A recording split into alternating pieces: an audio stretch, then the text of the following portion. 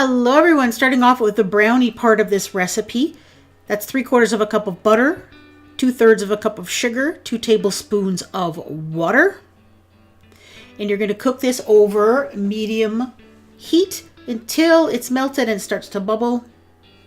And then shut the heat off and add in 1 cup of semi-sweet chocolate chips. You could do this part in the microwave if you want, if you don't want to put it on the stove. In a microwave safe dish, of course. Stir that until the chocolate chips are nicely melted, and then I'm going to pour this into a large mixing bowl. Now, if you're wondering, you don't recognize the hands in this recipe, I had a guest chef helping me in the kitchen that day, so thank you very much, Andre, for your help. Now you're going to whisk in 2 large eggs. You can do this with a mixer if you want, or by hand. Then add in 1 cup of flour that's been mixed with a 1/2 teaspoon of salt and a 1/2 teaspoon of baking powder. You're going to pour this into a 9 by 13 inch baking dish that's been greased, lined with aluminum foil, and the aluminum foil is greased. Make sure it's well greased. Then you're going to put this in the oven and bake it at 350 degrees for about 20 minutes until a toothpick inserted in the center comes out mostly clean with just a few moist crumbs.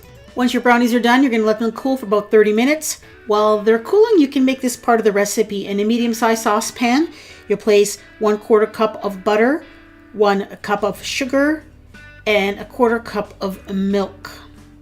Then you're going to heat this over medium heat, stirring constantly until it comes to a nice boil. When it comes to the boil, you set your timer for 5 minutes and continue to stir. Now, if you see brown bits coming off the bottom, turn your heat down. It will darken up a little bit. It'll get like a caramel color, but that's okay.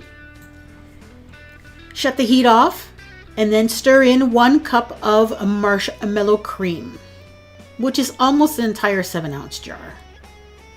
Stir that together and then stir in 1/4 cup of creamy peanut butter.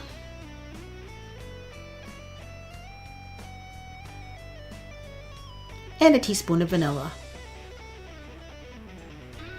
Then you're going to pour this on top of your brownies. This makes like a nougat, is what you're essentially what you're making here. So just gently spread that nougat layer on top of the brownies, and then you're going to sprinkle 2 cups of peanuts. These are salted peanuts. I suggest you use salted because that sweet and salty is really awesome. And I just kind of pressed down gently so that they would stick. Now back to the stove. In a small saucepan, I'm putting 40 caramels and 2 tablespoons of water. And I'm just going to cook and stir this over medium-low heat until they were melted and it starts to get a little bit bubbly. You can also do that part in the microwave. Pour the caramel on top of the peanuts. And then you're going to take 1 1/4 cups of semi-sweet chocolate chips and melt those. I melted those in the microwave.